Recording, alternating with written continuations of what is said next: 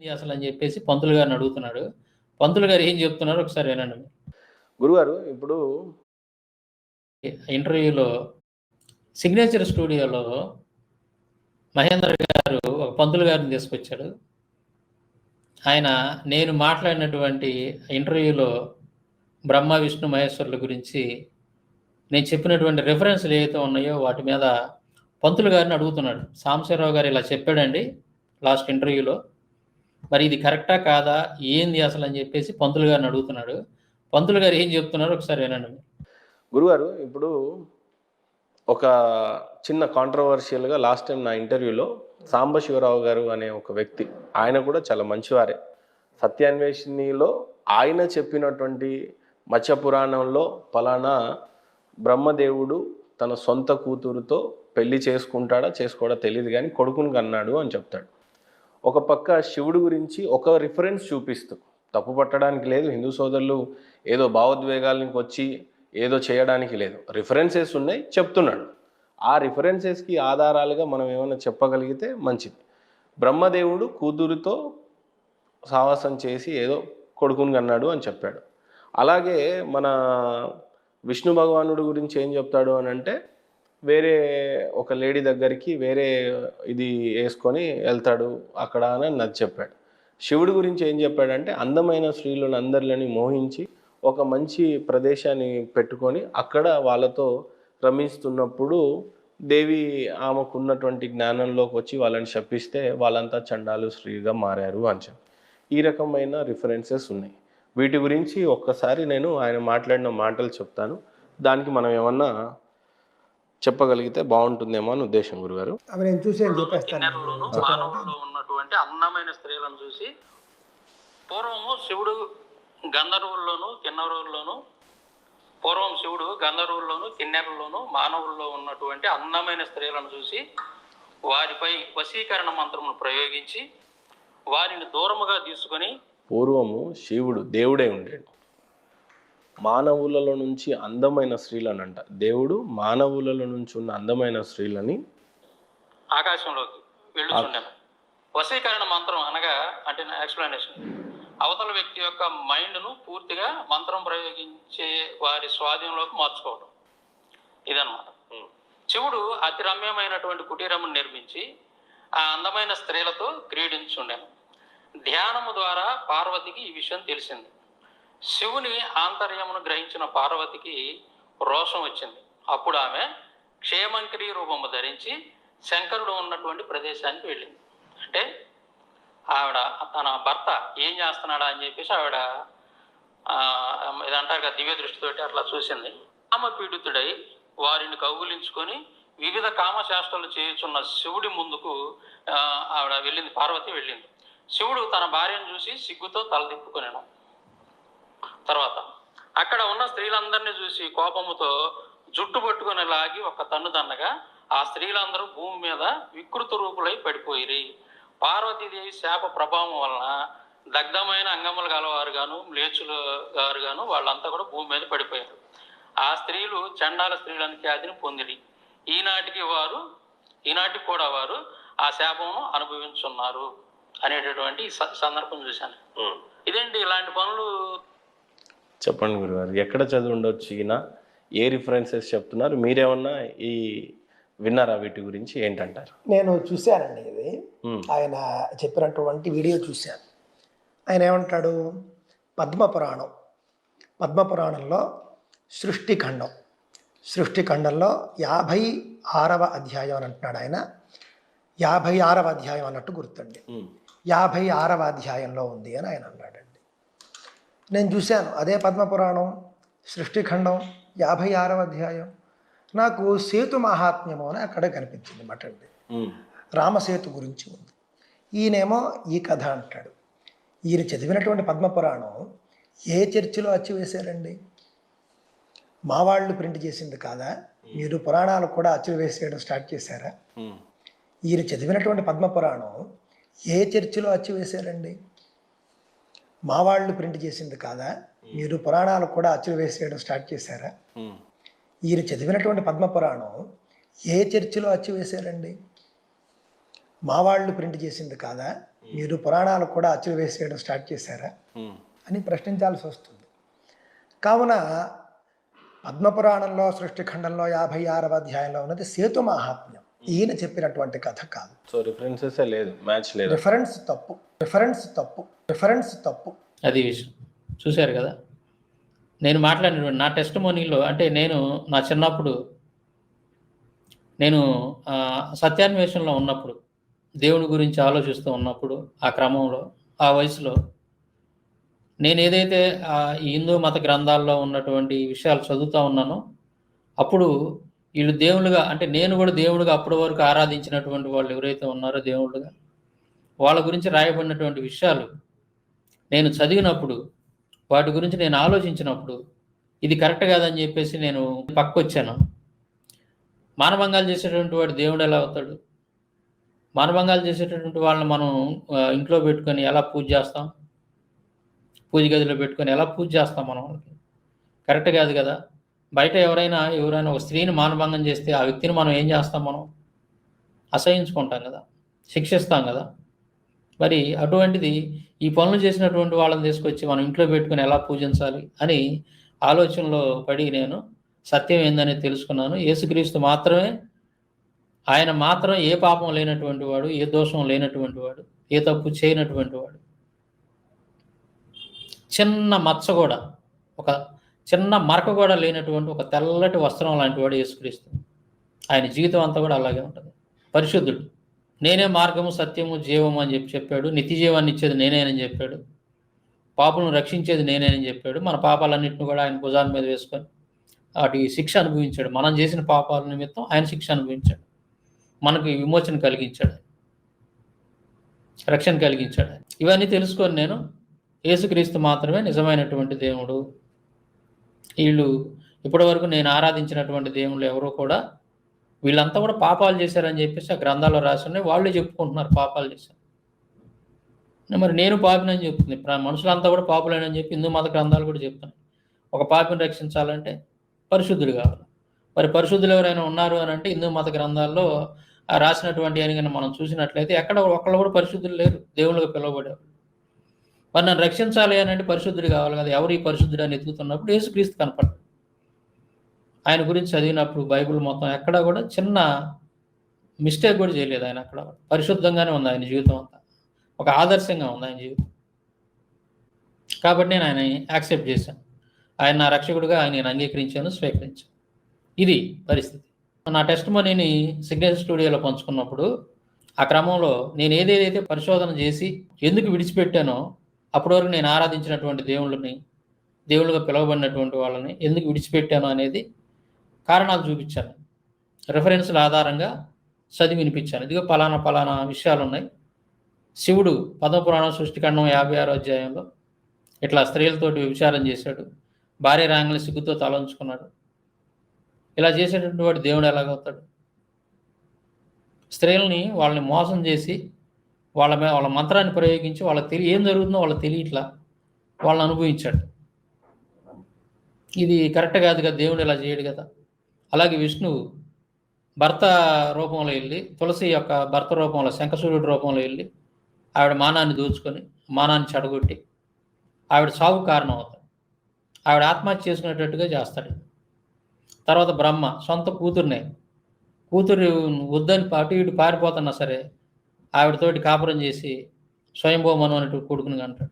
ఇట్లాగా నేను జస్ట్ సింపుల్గా 2-3 రెఫరెన్స్లో చెప్పాను, కానీ ఇంకా చాలా ఉన్నాయి, గోల్డెన్ ఉన్నాయి. వీళ్ళు చేసినటువంటి చాలా పాప పనులు చాలా ఉన్నాయి. నేను సింపుల్గా మాత్రమే చెప్పాను, ఇంకా గోల్డెన్ ఉన్నాయి. అయితే ఈ విషయాలన్నీ నేను చెప్పాను కదా. చెప్పినప్పుడు పంతులు గారిని అడిగారు, మహేంద్ర గారు. లాస్ట్ టైం నేను సాంబశివరావు అనేటువంటి ఒక వ్యక్తిని ఇంటర్వ్యూ చేశానండి, క్రైస్తవుని. అతను ఇలా చెప్పాడు, మరి దీని గురించి మీరు ఏం చెప్తారు, ఇది ఎంతవరకు కరెక్ట్ అన్నట్టుగా పంతులు గారిని అడిగాడు మహేంద్ర గారు. పంతులు గారు చెప్పినటువంటి మాట ఏంటంటే అస్సలు దిమ్మ తిరిగిపోతుంది మీకు. ఆయన పంతులు గారు కదా, ఆయన ఏదో గ్రంథాలను తీసుకొచ్చు లేకపోతే గ్రంథాలను చదివి మరి కొన్ని నేను కనుక రెఫరెన్స్లు చెప్పినట్టుగా ఆయన రెఫరెన్స్లు చెప్పి ఇది ఎలా అని చెప్పి వివరిస్తాడేమో అని చెప్పి నేను చాలా ఆశపడ్డాను, ఎదురు చూశాను ఆ వీడియో చూస్తున్నప్పుడు. సింపుల్గా ఆయన చెప్పిన మాట ఏందంటే అందరు చెప్పినట్టే, మతోన్మాదులు అందరూ ఈ మధ్య మాట్లాడుతూ ఉంటారు కదా, అట్లాగే ఆయన ఒక మాట అన్నాడు. ఏంటంటే, ఇవి చర్చిలో ప్రింట్ చేసినటువంటి పుస్తకాలండి, సాంబశివరావు చెప్పినటువంటి పురాణాలు. ఆ పద్మపురాణం ఏదైతే ఉందో అది చర్చిలో ప్రింట్ చేసినటువంటిది అని చెప్పాడు. ఇంకొక ఆయన శ్రీకాంత్ శర్మ అని ఫస్ట్ వీడియో పెట్టాడు. ఆయన ఏమన్నాడంటే, పాస్టర్లు రాసిన పుస్తకాలండి అన్నాడు. అసలు నాకు వీళ్ళ అమాయకత్వానికి నవ్వాలా జాలి పడాలో నాకు అర్థం కాల. జాలేసింది నాకు వీళ్ళ అమాయకత్వానికి. చర్చిల్లో ఎక్కడైనా కానీ పురాణాలు ప్రింట్ చేస్తారా? నా తెలియక అడుగుతున్నా పంతులు గారు, మీ దగ్గర ఎవిడెన్స్ ఉంటే ఇవ్వండి. ఏ చర్చిలో పురాణాలు ప్రింట్ చేశారో మీ దగ్గర ఏమైనా రుజువులు ఉంటే చూపించండి. అంటే మీరు అడిగినటువంటి ప్రశ్నకి మీరు ఏం చెప్పాలో అర్థం కాక, దాన్ని అక్కడ రాసి ఉన్నటువంటి విషయం గురించి మీకు మాట్లాడేటటువంటి ఆ స్కోప్ లేక గబక్కన ఒక నెపం అనేది, ఒక నింద అనేది క్రైస్తవుల మీద వేసేస్తున్నారు. వేసేసారు. ఏంటంటే చర్చిలో ప్రింట్ చేసిన పుస్తకాలండి అవి, ఆ పురాణం, పద్మపురాణం. ఇదా ఇందుక మిమ్మల్ని మహేంద్ర గారు పిలిచింది, ఇందుక మిమ్మల్ని 8 గంటలు ఇంటర్వ్యూ చేసింది. వేసేసారు. ఏంటంటే చర్చిలో ప్రింట్ చేసిన పుస్తకాలండి అవి, ఆ పురాణం, పద్మపురాణం. ఇదా ఇందుక మిమ్మల్ని మహేంద్ర గారు పిలిచింది, ఇందుక మిమ్మల్ని 8 గంటలు ఇంటర్వ్యూ చేసింది, ఇదిగా ఇలా ఈ మాటలు చెప్పడానికేనా? సో మహేంద్ర గారు మరి చూస్తా ఊరుకున్నాడు. నాకు అదే ఆశ్చర్యం వేసింది. ఏంటంటే, సాంబశివరావుతో ఇంటర్వ్యూ చేసేటప్పుడు లేఖనాలు చూపించండి, రెఫరెన్సులు చెప్పండి, ఎక్కడుందో చూపిండి అని చెప్పి అడిగినటువంటి మహేంద్ర గారు మరి పంతులు గారిని ఎందుకనో ఆ ప్రశ్నలు అడగలేకపోయాడు. బహుశా ఆయన కూడా స్వతహాగా మరి హైందవుడే కాబట్టి మరి ఆ పక్షపాత ధోరణి ఏమైనా ఉందేమోనని చెప్పి నాకు అనిపించింది. ఆయన మెదలుకొని వింటా ఉన్నాడు. ఆయన ఏది చెప్తే దాన్ని తలగా చెప్తా ఉన్నాడు. సత్యాన్వేషులు ఎప్పుడు కూడా ఏంటంటే బ్రదర్ మహేంద్ర గారు సత్యాన్వేషణ చేసేటువంటి వాళ్ళు పక్షపాతం పక్కన పెట్టాలి. నేను అదే మొన్న చెప్పాను. పక్షపాతం పక్కన పెట్టి అన్వేషణ చేస్తేనే మీకు సత్యం దొరికింది. మీరు నాకు సత్యం కావాలి అని మనసులో దృఢంగా అనుకున్నప్పుడు మీ మనసు అనేది న్యూట్రల్గా ఉండాలి, మీ ఆలోచనలు న్యూట్రల్గా ఉండాలి. అప్పుడు మీరు వెతికితే అప్పుడు సత్యం మీకు బోధపడి దొరికింది. నేను అలాగే తెలుసుకున్నాను, సత్యాన్ని కలిగి ఉన్నాను. ఈ రోజున అన్వేషణ అనేది అలా ఉండాలి తప్ప మనం పూర్తిగా అటువైపే మొగ్గైపోయింది మనం వెతికితే దొరకదు. ఇంకేం చెప్పినా సరే దాన్ని మనం అంటే నిజాయితీగా అన్వేషణ చేయలేం మనం. అది నేను ఎందుకు చెప్తున్నానంటే ఈ మాట, పంతులు గారు మాట్లాడుతూ ఏమన్నాడంటే, సాంబశివరావు గారు చెప్పినటువంటి రిఫరెన్స్ అక్కడ లేదండి అన్నగానే మీరు కూడా ఏమన్నారంటే మ్యాచ్ అవ్వట్లేదా అన్నారు. నవ్వు వచ్చింది నాకు. సాంబశివరావు చెప్పినటువంటి రిఫరెన్స్ లేదు అని అతను అన్నప్పుడు మీరు నాకు వెంటనే ఫోన్ చేయాల్సిందేమో ఆ టైంలో. నేను చక్కగా అది ఏ గ్రంథమో ఏంటి రెఫరెన్స్ ఉందా లేదో కూడా మీకు వివరంగా చెప్పి ఉండేవాడిని. పంతులు గారితో మాట్లాడి ఉండేవాడిని నేను బహుశా అక్కడే, ఒకవేళ మీరు నాకు ఫోన్ చేసి ఉంటే. ఆయన ఏమంటాడంటే, నేను చదివినటువంటి పద్మపురాణంలో అక్కడ 56వ అధ్యాయం సృష్టికాండం పద్మపురాణంలో సేతు మహత్యం అనేటువంటిది ఉందండి, రామసేతు గురించి ఉంది అని చెప్పేసి మాట్లాడాడు. రామాయణం గురించి రామసేతు గురించి ఉందని చెప్పి ఆయన చెప్పాడు. నేను చదివినటువంటి పద్మపురాణంలో కూడా రామసేతు గురించి ఉంది, రామాయణం గురించి కూడా ఉంది. అయితే శ్లోకాలతో ఉన్నటువంటి పద్మపురాణాన్ని, సంపూర్ణమైనటువంటి పద్మపురాణాన్ని నేను చదివాను, శ్లోకాలతో ఉన్నటువంటి పద్మపురాణం. మరి పంతులు గారు నాకు తెలిసి బహుశా 10 రూపాయల పురాణాన్ని చదివి ఉంటాడు, పద్మపురాణాన్ని. అందుకే ఆయనకి అన్నీ ఉండవు దాంట్లో. 10 రూపాయల పద్మపురాణంలో అన్నీ ఉండవు. ఎందుకు ఉండవు అని అంటే, పద్మపురాణం అనేది మొత్తం 6 ఖండాలుగా ఉంటుంది. ఏంటి 6 ఖండాలు అని అంటే, సృష్టిఖండము, భూమిఖండము, స్వర్గఖండము, బ్రహ్మఖండము, పాతాళఖండము, ఉత్తరఖండము, ఇట్లా 6 ఖండాలు ఉంటాయి. ఈ 6 ఖండాల్లో దాదాపుగా 50,000 శ్లోకాలు ఉంటాయి, సుమారుగా 50,000 శ్లోకాలు ఉంటాయి. మరి 6 ఖండాలు 50,000 శ్లోకాలు ఉన్నటువంటి ఈ పుస్తకాన్ని ఇదంతా కలిసి 10 రూపాయల పుస్తకంలో ఇవ్వలేరు కదా పంతులు గారు. ఇస్తారా? 10 రూపాయలు కాదు 100 రూపాయలు అనుకోండి, 100 రూపాయలు కాదు 200 అనుకోండి. మరి ఎన్ని పేజీలు అవ్వాలి ఇవన్నీ కలిసి? ఆ శ్లోకాలన్నీ యాడ్ చేస్తే అవి ఎన్ని వాల్యూమ్స్ అవ్వాలా? మరి మీరు అది చదివారా? ఒకవేళ చదివితే మీరు ఏ పబ్లిషర్ చదివారు? మీరు లేదు అని ఒక మాట అలా తేలిగ్గా కొట్టిపడేశారు మీరు. మరి నేను నిరూపిస్తాను ఖచ్చితంగా. సిగ్నేచర్ స్టూడియోలో నేను నిరూపిస్తాను ఉంది అని. నేను చెప్పిన రెఫరెన్సే, నేను చెప్పినటువంటి శ్లోకాలే క్లియర్గా నేను నిరూపిస్తాను. అంతేకాదు పంతులు గారు, ఇంకో విషయం ఏంటంటే, మీరు అన్నారు కదా చర్చిలో ప్రింట్ చేసిన పద్మపురాణం అని. చర్చిలో కాదు, మీ దేవాలయాల్లో ప్రింట్ చేసిన పద్మపురాణాన్ని నేను తీసుకొస్తాను. మీ పంతుళ్ళు బ్రాహ్మణులు రాసినటువంటి పద్మపురాణాలే నేను తీసుకొస్తాను. నేను మాట్లాడింది కూడా వాటిలో నుంచే. నేను మీ చేతికి ఇస్తాను. మీరు కనుక డిబేట్కి వచ్చి కూర్చుంటే నేను ఏదైతే కోట్ చేశానో ఆ రెఫరెన్సులు కలిగినటువంటి పద్మపురాణాన్ని నేను మీ చేతికి ఇస్తాను. మీ చేతే చెప్పిస్తా ప్రజలకి. ఏమని చెప్పిస్తాను? నేను పొరపాటున అన్నాను ఇది చర్చిలో ప్రింట్ చేశారని. కాదు కాదు, ఇది మన బ్రాహ్మణులు మన పంతుళ్ళే ప్రింట్ చేశారు, మన దేవాలయాల్లోనూ మన పంతుళ్ళ దగ్గరే ఇది ప్రింట్ చేయబడింది అని చెప్పి మీ నోటి చేతే ప్రజలందరికీ చెప్పిస్తా. హైందవ సహోదరులు కూడా అక్కడే ఆ డిబేట్లోనే చెప్పిస్తాను. మరి దీనికి మీరు సిద్ధమేనా? మహేంద్ర గారు ఒక మంచి డిబేట్ ఏర్పాటు చేయాలి దీని మీద. అదనమాట. తర్వాత పంతులు గారు మాట్లాడుతూ ఏమన్నాడంటే, రెఫరెన్స్లు చెప్పేటప్పుడు చూసుకోవాలి కదండి. అక్కడ అలా అతను చెప్పిన రెఫరెన్స్ లేదండి పద్మపురాణంలో అన్నాడు. నేను అదే మళ్ళీ మళ్ళీ చెప్తున్నాను. పంతులు గారు, మీరు 10 రూపాయల పద్మపురాణంలో వెతికితే దొరకదు. నేను చెప్పింది 10,000 రూపాయల పద్మపురాణంలో ఉంటుంది. నేను పద్మపురాణాన్ని, ఈ 6 ఖండాలు కలిగినటువంటి పద్మపురాణాన్ని శ్లోక సహితంగా ఉన్నటువంటి తాత్పర్యం, శ్లోకం ఇవన్నీ ఉన్నటువంటి ఆ పద్మపురాణాన్ని తెప్పించుకోవడానికి వారణాసి నుంచి నేను తెప్పించుకోవడానికి నాకు కొరియర్ ఖర్చుతో కలిపి 10,000 రూపాయలు. 10,000 రూపాయలు పెట్టి కొనుక్కొని నేను చదివి పరిశోధన చేసినటువంటి పద్మపురాణంలో తీసి నేను మాట్లాడాను ఆ రోజు. మీరేమో 10 రూపాయల పుస్తకం చదివి సాంబశివరావు చెప్పింది దీంట్లో లేదు అంటే ఎందుకు ఉంటుందండి దాంట్లో? 10 రూపాయల పుస్తకంలో 50,000 శ్లోకాలను ఎలా రాయగలుగుతారు? 10 రూపాయల పుస్తకంలో అన్ని పేజీలు అన్ని శ్లోకాలు ఎలా రాయగలుగుతారు? ఉండదు. మీరు చదివే 10 రూపాయల పుస్తకంలో సాంబశివరావు చెప్పేది ఉండనే ఉండదు. ఎందుకంటే మీరు సంపూర్ణ పద్మపురాణం చదవలేదు. మీరు అర్థమైందా? చిన్న చితక పద్మపురాణం ఏదో చదివి ఉంటారు మీరు బహుశా. 10 రూపాయల పద్మపురాణంలో ఉండవు సాంబశివరావు చెప్పి. మొత్తం సంపూర్ణమైనటువంటి పద్మపురాణం, 6 ఖండాలు ఉన్నటువంటి పద్మపురాణం ఏదైతే ఉందో, శ్లోకాలతో కూడినటువంటి పద్మపురాణం ఏదైతే ఉందో అందులో మాత్రమే సాంబశివరావు చెప్పినటువంటి విషయాలు ఉంటాయి. అంతేకాకుండా అదే పురాణాలని మక్కికి మక్కి వచన రూపంలో కొంతమంది రాశారు. వచనాన్ని, ఆ వచనం అంటే శ్లోకాలు రాయకుండా ఆ శ్లోకాల ప్రకారం ఉన్నట్టుగా వచనాల రూపంలో కొంతమంది రాశారు. వాటిల్లో కూడా ఉంది నేను చెప్పినటువంటి. వాటిల్లో కూడా ఉంది. వాటిలో కూడా నేను చూపిస్తాను.